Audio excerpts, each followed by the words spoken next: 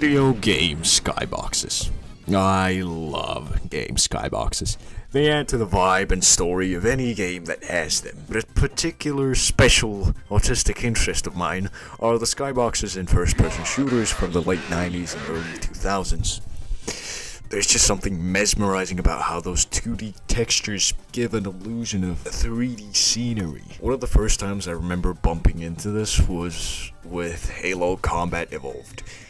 Stepping out of the crashed escape pod, you can immediately see where you landed. The area that you're positioned in allows you to view the whole Halo ring because you're looking out like at the ocean or a lake or whatever. Letting the player see what's to come lets their imagination run wild.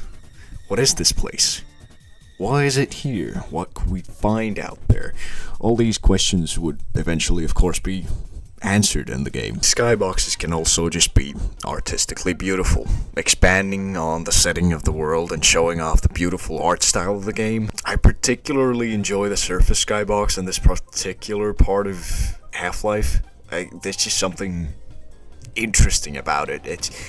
It looks like a painting almost. Stalker's skyboxes are also amazing. They're beautifully realistic. They go well together with the game's aesthetic. I love staring at the clouds in this game. It just makes me want to smoke a cigarette while Kino is playing in the background.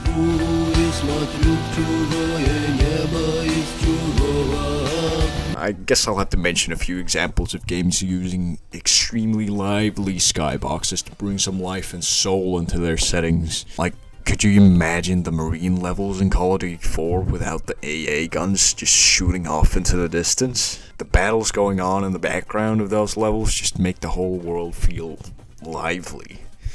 I mean, how else am I supposed to know that we're invading a country and fighting against a fictional enemy with no clear ideology that's supposed to be a stand-in for a real organization so we could further push the agenda of the Bush administration? Okay, jokes aside, there are other parts of COD 4 where the skybox just adds to the general vibe of the game. I love the mountains that tower over the SAS squad in the parts where you play as Soap. They add to the isolation of the situation.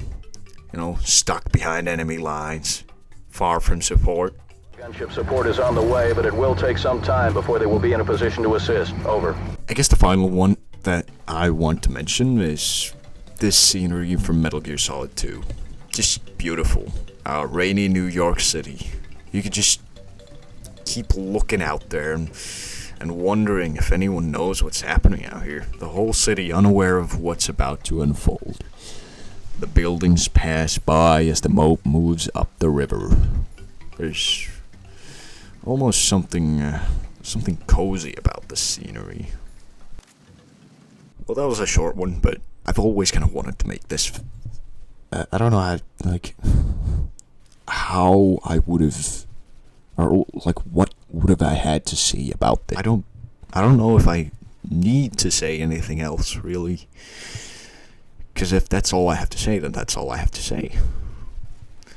And that is all I have to say. So, I'll see you next time.